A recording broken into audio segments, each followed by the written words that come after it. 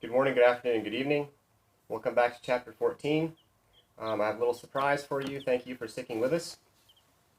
Over the Easter holiday, we had some new additions at the Swenson house. This is one of the chicks that we hatched.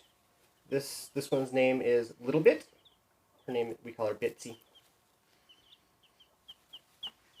This one's name is Mayonnaise.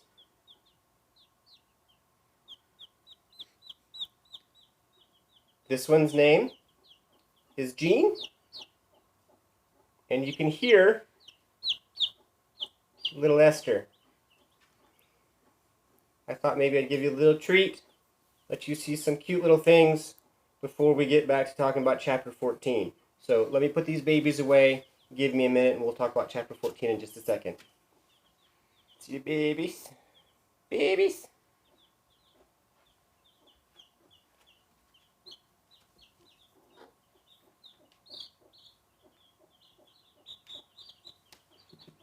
All right.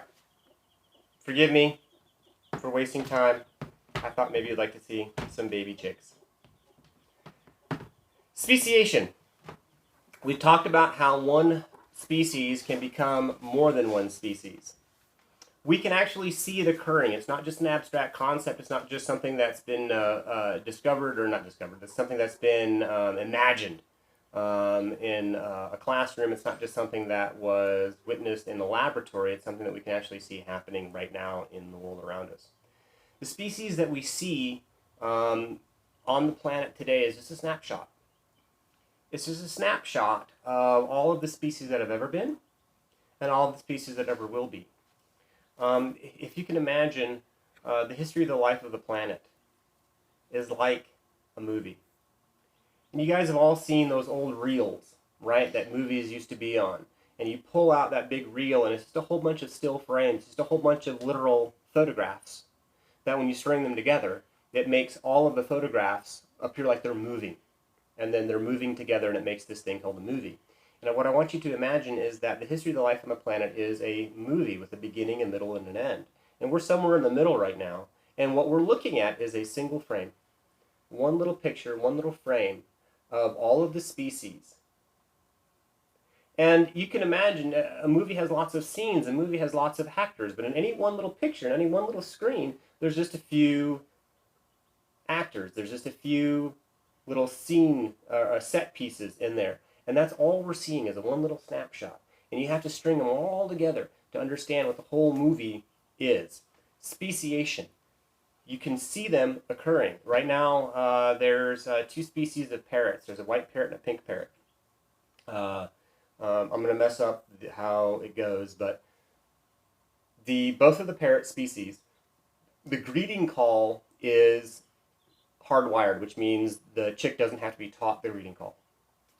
The mating call has to be learned. And the way the chick learns the mating call is by listening to their parents. When dad comes back to the nest, he greets mom with that mating call. Mom gives that mating call back to dad, and they know that they are the same species. They know that they are partners. Okay? So the white parrots will actually sometimes lay their eggs in a pink parrot nest. It's actually kind of a good idea, because if you do that, that means that the pink parrots are raising your babies for you. You don't have to spend the energy to bring food back and forth to them. You can get basically free childcare. Well, what this does is now we have three populations of birds. We've got white parrots raised by white parrots. We have pink parrots raised by pink parrots, and we have white parrots raised by pink parrots. So let's imagine those two populations of white parrots. The white parrots raised by white parrots know the white parrot greeting call and the white parrot mating call. So when those two group together, hey, how are you? Great. Would you like to go out for coffee? Sure, let's go. They can go and make babies together. The white parrots raised by pink parrots, if they meet up with a white parrot raised by white parrots, they can greet each other. Hi, how are you? But then the pink parrot, the one that was raised by pink parrots, starts speaking in German. And the white parrot that's raised by white parrots doesn't understand the mating call. It's like, that's not what I'm supposed to be listening for. So you just asked if I wanted to shovel out the ditch? That doesn't make any sense to me. No, I don't want to have babies with you. And so she flies away. So what's happening now is we're having a group of white parrots that are raised by pink parrots that can only breed with other white parrots raised by pink parrots. That's that behavioral isolation. They're not attractive to one another. This is speciation. They're starting to become their own species.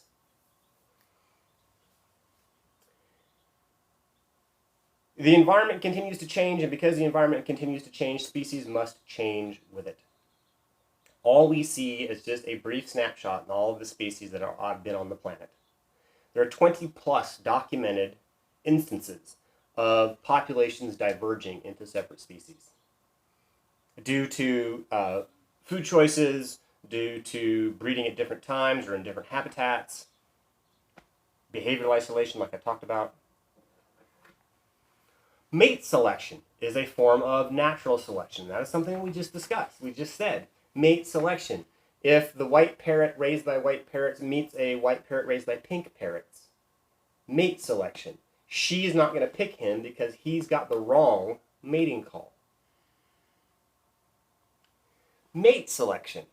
So here we have two species of fish, and when you look at them, you can tell they're related. They have the same basic shape and some of the same basic colors. This species right here is found in deep water. This species right here is found in shallow water. The species at the top, I'm not sure if you can see it, but he has a very obvious red blush on the top. The species on the bottom does not have that red blush on top. He has a blue fin on top. An interesting fact about water. As you go deeper down into the water, different colors get filtered out, and the first color to get filtered out of the water is red. This species breeds in shallow water, water that is shallow enough that there's still red light to be seen. And so females in this population are attracted to males that have red coloration on top of them. This is mate selection. These fish breed in deep water. If they breed in deep water, what's the first color that gets filtered out? Red. So what would happen if they had red scales on top? The females wouldn't be able to see them because there's no red light to be reflected.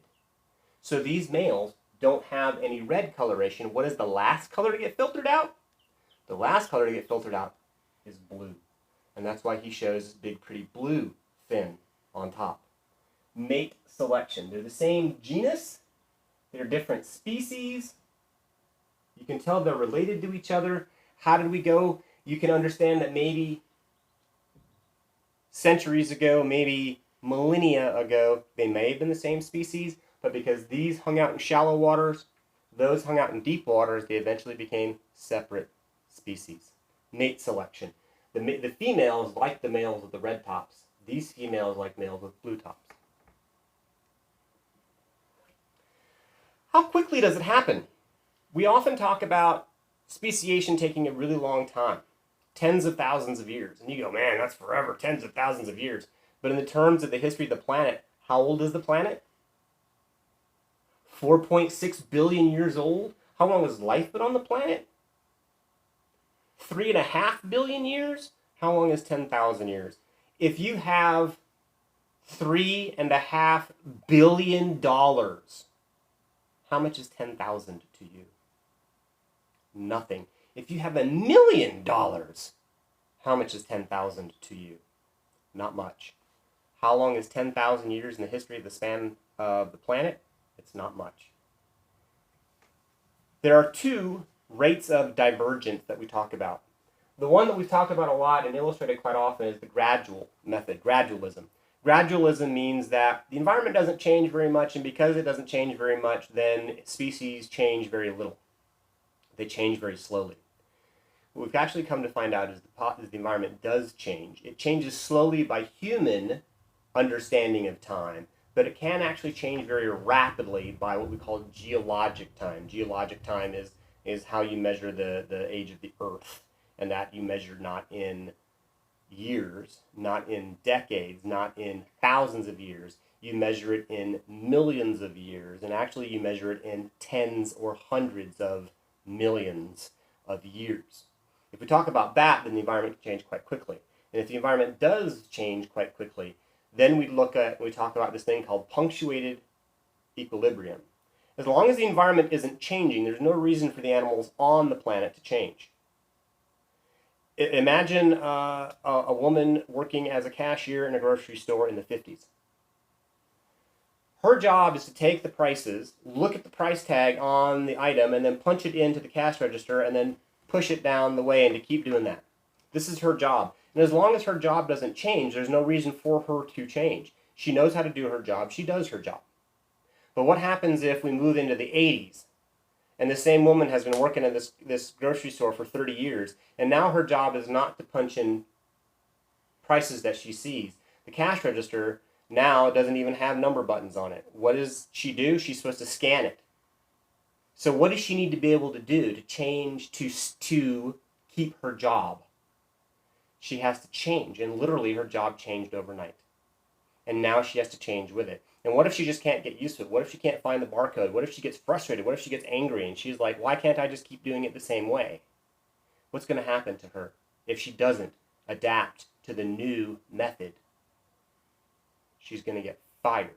And someone new who can adapt to it is going to take her job.